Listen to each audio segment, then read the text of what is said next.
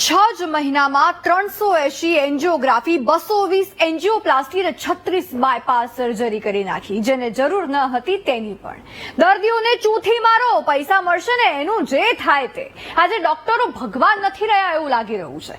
જેટલી મોટી હોસ્પિટલ એટલું જ મોટું કૌભાંડ. મેડિકલ માફિયાઓએ હવે પૈસાની કમાણી માટે હદ વટાવી દીધી છે. તેમને બસ પૈસા જ દેખાય છે અને કોઈ પણ ભોગે પૈસા કમાવા છે. પછી ભલે બીમાર ન હોય તેનું પણ ઓપરેશન કરવું પડે. તેઓ તો એવું જ સમજે છે કે આયુષ્માન તેમના માટે જ બન્યું છે. લોટરી છે, લોટરી. બસ ખેડૂતો અને શ્રમિકોને જાળમાં ફસાવો, માલામાલ થઈ જશો, કામ આપોઆપ થઈ જશે. ખ્યાતિ હોસ્પિટલે પણ આવું જ કંઈક કર્યું છે. દર્દીના શરીરને એટીએમ સમજીને રાખ્યું છે. 10મી નવેમ્બરે કડીના બોરીસરામાં મેડિકલ ચેકઅપ થાય છે, મેડિકલ કેમ્પ યોજાય છે. 100 લોકોનું ચેકઅપ થાય છે.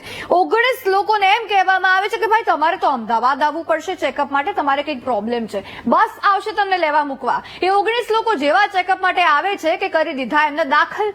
અરે રે, તમારા હૃદયમાં પ્રોબ્લેમ છે, એન્જિયોગ્રાફી કરાવવી પડશે. ચિંતા ક્યાં કરો છો, આયુષ્માન કાર્ડ છે ને, તમારે ક્યાં પૈસા કાઢવાના, એમ કહીને એન્જિયોગ્રાફી કરી નાખી છે, જેમાંથી 7 લોકોની એન્જિયોપ્લાસ્ટી પણ કરી નાખી છે. જરૂર ન હતી અને સ્ટેન્ટ મૂકી દીધું છે. એટલે આખી આ વાતમાં ક્યાંક એવું પુરવાર થાય છે કે બીક બતાવી કે તમે નહીં કરાવો ને જલ્દી તમારી સારવાર તો તમને પછી મોત વાલું થઈ જશે. 2 લોકોના આમાં મોત થઈ જાય છે. પરિવારજનોએ વિરોધ કર્યો અને આ કૌભાંડ ખુલ્યું. મૃતકોના ઓપરેશન કરનાર ડોક્ટર હતા ડોક્ટર પ્રશાંત વિજરાણી. વિરોધ પ્રદર્શન ઉગ્ર બન્યું. આરોગ્ય વિભાગ અને સરકાર પણ દોડતી થઈ અને હોસ્પિટલના માલિક, ડાયરેક્ટર અને ડોક્ટર થઈ ગયા ફરાર. કેટલાય દર્દીઓ હોસ્પિટલમાં દાખલ, એમને પડતા મૂકીને આ બધા છૂમંતર થઈ ગયા. સરકારી હોસ્પિટલના ડોક્ટરોએ દર્દીઓનો હવાલો સંભાળવો પડ્યો, બોલો. અને કડી તાલુકો તો આ હોસ્પિટલના ટાર્ગેટમાં હતો. કેટલાય દર્દીઓને ફસાવેલા છે આ રીતે. વિચારો, આ તો એક હોસ્પિટલ થઈ.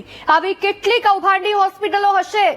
ખ્યાતિ હોસ્પિટલનો કિસ્સો જોઈને કેટલીય હોસ્પિટલોને આવું કરવાની પ્રેરણા પણ મળી જશે, બોલો. કારણ કે દાખલા રૂપી કડક કાર્યવાહી થવાની. સૌથી મોટો સવાલ આ જ છે ને, કારણ કે આપણે ત્યાં મોટા માથાઓ અને અમીરોના કેસમાં ન્યાય ઓછો મળે છે.